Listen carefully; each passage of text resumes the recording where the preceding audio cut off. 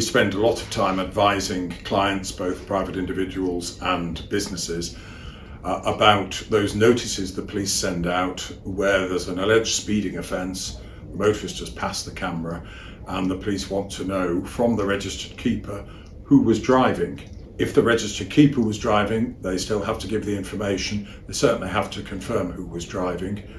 And it's important to the police because they can't prosecute for the underlying speeding offence, or sometimes some other kind of offence, but most commonly it's speeding, unless they have that information. It is an offence not to supply the information, and if the person who's being asked is an individual with a licence, if they don't supply it, that's 6 penalty points, the equivalent of a bad speeding offence, for not supplying it. We are asked how to deal with these. We always say that the most important thing is to give a reply, give an honest reply.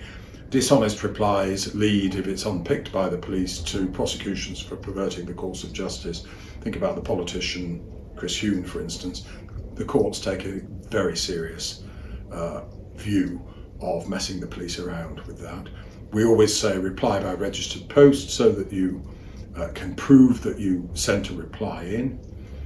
We're sometimes asked about a pool car situation or pool van situation where a vehicle's been driven and the employer doesn't know which of a number of permitted drivers drove. None of them will fess up. The best one can do is to provide a complete list of all the possible drivers and their contact details, and the steps that the registered keeper has taken to try and get them to admit who was driving.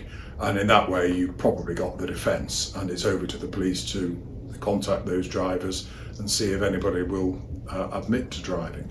We also get instructed by companies, most frequently but not always, operating tippers near quarries, where there are weight limit offences, and they've had a letter from a county council saying we're proposing to prosecute.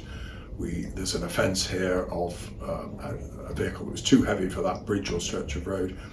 Tell us who the driver was. Well, the county councils are not allowed to require the information to be given, although the language of the correspondence often implies that they are. And the employer, the registered keeper, is not required to confirm who the driver was at that stage. You're only required to give that information to the police. And if you get an approach from a county council, and some of them are very aggressive about it, seek advice, because they don't have the same powers as the police. They may get the police involved or they may not. Some county councils have very strong prosecution policies where if they can get the name of the driver, they will prosecute the driver, and sometimes the operator as well. So you're well advised to seek advice about the matter, and we may be able to help about that.